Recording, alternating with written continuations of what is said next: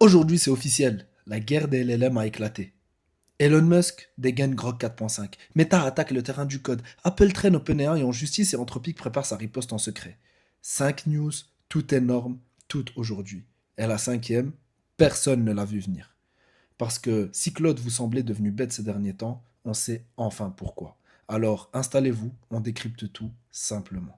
Donc commençons tout de suite les news d'aujourd'hui. Donc nous sommes aujourd'hui le dimanche 12 juillet 2026 par une simple lecture du leaderboard des LLM. Nous avons toujours en première position Fable 5. Fable 5 qui est directement suivi par le GPT-5 Sol dans sa version maximale. Par après, le 4.8 a quand même gardé une bonne place, suivi par le 5.6 Terra, qui, comme promis par OpenAI, est meilleur que le 5.5, ou du moins au moins au même niveau, mais bien entendu pour des coûts qui sont bien plus faibles. Donc. Ensuite, le Grok 4.5 i, on n'en parle pas assez, et aujourd'hui, on va voir ce qui se passe au niveau des news pour ce dernier. Claude Opus 4.7, Claude Sonnet, etc. Et le GLM 5.2 Max. Il y a aussi le Muse Spark 1.1 de Meta. On va en parler aussi.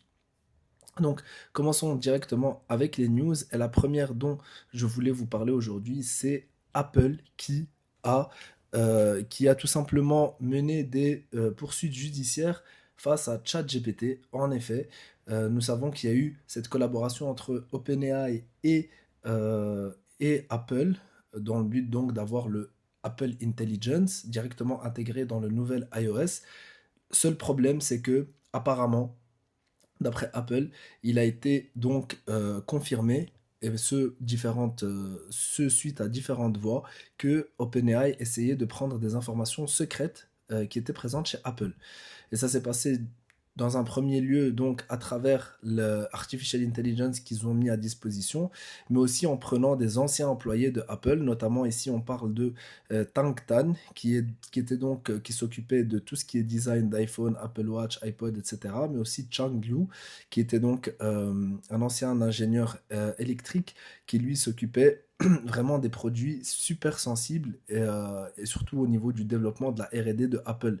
Mais ce qui est intéressant dans cette news et pourquoi est-ce que je voulais en parler, c'est que OpenAI prennent des informations, mais surtout des informations au niveau des hardware. Et donc ça présage, et ça on le savait, mais ça le confirme encore plus, que OpenAI veut travailler sur du device, veut travailler sur du physique, mais pourquoi donc? Eh bien, d'après eux, c'est tout simplement pour encore plus pousser l'expérience de l'intelligence artificielle au-delà de l'utilisation qu'on a maintenant.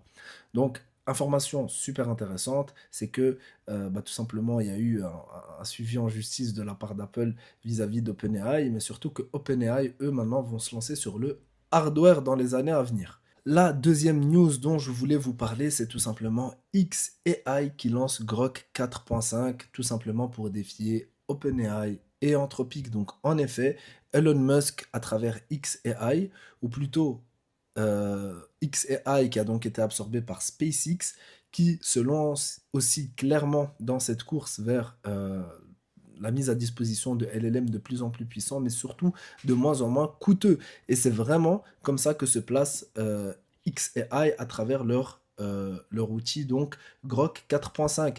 On sait que dans un communiqué, ils ont déclaré que le modèle vaut 2 dollars hors taxe par million de tokens en entrée et 6 dollars hors taxe par million de tokens en sortie. À titre de comparaison, chez Anthropic, on est sur du 5,25 et chez OpenAI aussi. Donc là, on est sur du 2,6. Ça a été testé, l'outil a été testé et il a un niveau comparable au 5.5 dans Codex, sachant que le Grok 4.5, lui, est utilisé dans Grok Build. Donc aujourd'hui, nous avons OpenAI avec leur modèle GPT qu'on peut utiliser dans Codex. Nous avons Google avec leur modèle Gemini qu'on peut utiliser dans... Pardon, donc je disais, nous avons aujourd'hui OpenAI avec leur modèle GPT qu'on peut utiliser dans Codex. Nous avons Google avec Gemini qu'on peut utiliser dans Antigravity. Il y a Anthropic avec leur modèle, donc les différents modèles Claude qu'on peut utiliser dans Claude Code. Et aujourd'hui, clairement, xAI vient s'imposer avec Grok 4.5, notamment à travers Grok Build. Artificial Analysis estime à 2,5 dollars par tâche hors taxe, ce qui est vraiment pas cher, surtout comparé à ce que OpenAI nous propose où on est aux alentours des 5 dollars et surtout ce que Anthropic nous propose avec 12 dollars pour Fable 5. Donc pour l'instant c'est encore trop tôt, on a vu un peu dans le LLM, dans le leaderboard, et on a vu donc que le Grok 4.5 se situe quand même entre la version médium du GPT 5.6 seul, donc pas utilisé à sa puissance maximale, et le ChatGPT 7.5. Donc voilà, c'est une alternative. C'est une alternative et surtout, ce qu'il faut savoir, c'est que XAI se place clairement dans cette optique de on va vraiment travailler sur les coûts et au niveau performance, on va pas essayer d'innover, on va plutôt suivre ce qui se passe. Et je pense qu'ils essayent beaucoup plus d'attaquer le B2B, si vous voulez mon avis. Donc voilà ici un petit graphique qui nous montre avant la sortie de GPT 5.6 où est-ce que le Grok 4.5 se situe. Donc il se situe un peu entre le GPT 5.5 et le Sonnet 5. Donc ça rentre dans la norme, ça peut convenir à énormément de personnes dans une utilisation normale. On est loin du Fable, on est loin du 5.6 seul, mais ça peut convenir, mais surtout pour le coût, hein. Donc, comme je vous ai dit, c'est vraiment au niveau des coûts que XAI essaye de se différencier, tout simplement. On passe à la news suivante, qui est tout simplement une news dont on a déjà parlé, mais ça me tenait à cœur de la reciter parce qu'il y a eu quelques points que je voulais éclaircir à ce niveau-là. C'est tout simplement OpenAI qui sort le modèle GPT 5.6, donc en Sol, Terra et Luna. Et encore une fois, ça se passe après que la Maison-Blanche a donné son accord. Donc il y a eu des problèmes de cybersécurité, comme il s'est passé pour Fable 5. Et c'est seulement après avoir eu l'accord et après avoir travaillé sur différents points que le GPT 5.6 a vu le jour. Et pourquoi est-ce que je voulais reciter cette sortie de GPT 5.6? C'est parce qu'elle vient directement attaquer notre cher Anthropic. En effet, dès lors qu'on a eu le modèle Sol 5.6 et on voit bien qu'au niveau du leaderboard, il est vraiment très proche de ce que Fable 5 nous propose, hein. Donc sur un score, sur un AI Index, il est à 59, tandis que Fable 5 se situe à 60, donc c'est très proche, et même au niveau de l'utilisation, les gens le trouvent très comparable à Fable 5. Seul problème, c'est que, enfin plutôt problème, en tout cas, seul narratif qui est en train de se dérouler à l'heure où on parle, c'est que si avec un abonnement de 20 dollars, nous avons accès au Sol 5.6, dans ce cas-là, à quoi bon rester chez Anthropic qui, même avec un abonnement de 200 dollars, nous prive de Fable 5. Donc ça vient vraiment, ici OpenAI, ils ont vraiment tapé fort, ils ont complètement anesthésié Anthropic, qui n'ont d'ailleurs plus que quelques solutions, et c'est clair, soit ils restent sur leur trajectoire qu'ils avaient de base et ce qu'ils prévoyaient, c'est-à-dire enlever Fable 5 des abonnements et ne le mettre à disposition que à travers un usage de token. Mais malheureusement, ça va faire fuir tout le monde vers ChatGPT. Ou alors, ce qu'ils peuvent, c'est intégrer Fable 5 dans les abonnements et le garder tel que c'est fait maintenant. Mais dans ce cas-là, pas sûr que niveau coût, ça leur permet d'assumer. Et puis, il y a la rumeur qui est apparue, donc, qui apparaît dans les heures qui sont passées, c'est que Anthropic va tout simplement nous sortir un nouveau modèle la semaine prochaine, un modèle qui va surpasser le GPT 5.6 seul et qui donc pourrait garder le lead chez Anthropic, car en effet, s'ils nous sortent, je dis par exemple un Claude Opus 5. Ou alors un Claude Opus 5 ou peu importe, s'ils nous sortent ça et qu'il est par exemple comparable avec la puissance de GPT 5.6 et qu'il est surtout présent dans les abonnements, dans ce cas-là, ça pourrait leur permettre d'avoir de garder ce lead ou du moins d'être toujours en course. Et on voit vraiment que les deux là, pour l'instant, ils sont en train de s'arracher en termes de performance. Le monde des LLM, c'est clair. Donc voilà, ici un tweet direct de OpenAI. On voit vraiment que c'est une attaque directe à Claude Fable. Ils ne mettent pardon, aucun autre LLM, ils mettent seulement le Claude Fable 5 et le Claude Opus 4.8. Donc ici, et de loin, le GPT 5.6 seul vient clairement au niveau du Health Bench Professional Benchmark dépasser, euh, dépasser, le, euh, dépasser donc le Claude Fable 5. Une autre news intéressante, on voit que OpenAI se fait attaquer dans tous les sens, c'est qu'il y a de ça 2-3 jours, il y a le New York Times qui a directement aussi porté plainte contre OpenAI. Pourquoi? Parce que ça fait 2 ans qu'ils accusent OpenAI d'utiliser directement le New York Times pour entraîner leur modèle et que ça vient directement, enfin, ça a directement une atteinte au niveau du copyright du New York Times. Donc voilà, une news très rapide, ça vous permet de savoir ce qui se passe aussi et surtout ce à quoi ces grosses entreprises sont confrontées de façon quotidienne. Donc ça les attaque en justice de tous les côtés. Toujours chez OpenAI, il y a beaucoup de choses qui se sont passées. C'est tout simplement que c'est la fin de ChatGPT Atlas. En effet, ils admettent en partie leur défaite face à Google Chrome. Et c'est en sortant le GPT 5.6 ainsi que le chat GPT Work qu'ils nous ont aussi annoncé qu'à partir du 9 août 2026, eh bien, il n'y aurait plus de chat GPT Atlas. Donc pour rappel, chat GPT Atlas, c'était un petit peu le nouveau navigateur que voulait lancer OpenAI pour tout simplement faire face aux navigateurs, aux géants que nous utilisons actuellement, tels que Google Chrome ou encore Safari. Pourquoi? Car ils avaient tout simplement peur que Google Chrome ou encore Microsoft Edge, en intégrant Gemini ou Copilot, eh bien, ça pourrait avoir un impact au niveau de l'utilisation de ChatGPT, parce que dans ce cas-là, pourquoi est-ce qu'on irait dans une plateforme de ChatGPT pour l'utiliser si c'est déjà présent et mis à disposition dans nos navigateurs préférés au quotidien? On a vu ce qui s'est passé un peu côté OpenAI. On voit que côté Anthropic, ça se corse et qu'ils ont intérêt à réagir très rapidement. On a vu chez xAI, notamment avec Grok, ce qui se passe. Et il y a un acteur qu'on ne cite pas souvent, c'est tout simplement Meta. Et ici, donc, Meta, à travers son Chief AI Officer Alexander Wang, donc ancien founder de Scale AI, plus jeune milliardaire d'ailleurs, self-made, on voit que Meta se lance aussi dans tout ce qui est AI coding et essaye en fait de rattraper son retard par rapport à Anthropic et OpenAI. Donc tout le monde essaye de les rattraper, hein. C'est simple. Le seul qui pour l'instant ne donne pas beaucoup de nouvelles, c'est Google à travers Gemini, mais vous inquiétez pas, dès lors qu'il y a la moindre news, je vous en fais part. Donc tout simplement, Alexander Wang nous a certifié la semaine passée que leur modèle Muse Spark 1.1 était un modèle qui venait directement challenger les meilleurs modèles d'Anthropic et de OpenAI, en somme les meilleurs modèles présents dans le marché à l'heure où on parle, et que pour l'instant il s'était seulement accessible à certains selected partners, donc des partenaires sélectionnés, via une clé API privée.